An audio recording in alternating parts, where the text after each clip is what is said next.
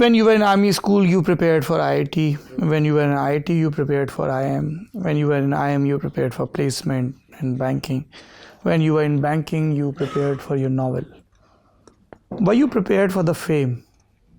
No, बिल्कुल भी नहीं, कोई भी नहीं हो सकता। और मैंने कभी अप्लाई भी नहीं किया था फेम के लिए, बिकॉज अगर बुक मेरी छपती भी तो बुक में इंडिया में कोई भी राइटर ऐसे फेमस नहीं था कि जिसका चेहरा नोन है, नाम इतना, थोड़ा बहुत नाम लोगों ने सुना है, but not to the degree which where it went for me.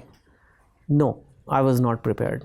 India's first pop star kind of fame writer, Chetan Bhagat. मतलब that household Unprecedented. No, I was not prepared, because मेरी जो पहली book भी थी उसने बहुत publisher के चक्कर काटे थे, 8-10 पब्लिशर उसे रिजेक्ट कर चुके थे। तो जब आपकी 8-10 पब्लिशर 5.1 रिजेक्ट कर चुके हो, जो फाइनली 3 Idiots ही बनी है, तो तुम्हारा अपना कॉन्फिडेंस खत्म हो जाता है। तुम्हें लगता है कि अब छप जाए बस, पर इतनी ग्रेट तो नहीं होगी। आप तब हांगकांग में थे? तब मैं हांगकांग में था, बैंक में। तो मुझे लगता था कि इतनी अच्छी भी नहीं लिखी गई है, पर चलो अगर कोई छाप देगा तो कहानी खत्म हो जाएगी।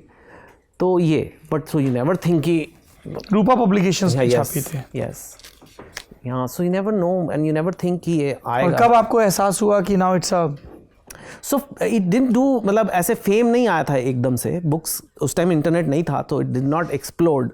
It 1 or 2 years later when I wrote my second book, One Night at a Call Center, and I went for the first book launch. I had 5 people.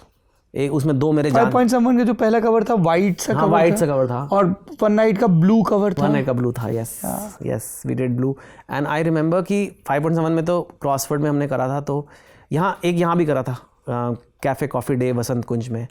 और लोग ही नहीं थे, किसको बुलाऊं। एक मेरे कोई फ्रेंड वसंत कुंज में रहते वो जो डीपीएस के सामने वाला वसंत कुंज था, सीसीडी था। हाँ, सीसीडी में। Interesting. और मेरे को याद है कि उन्होंने कहा यहाँ कर लो भाई बुक लॉन्च, और लोग वहाँ कॉफ़ी पी रहे हैं, मतलब उनको तो अपनी कॉफ़ी भी नहीं आया।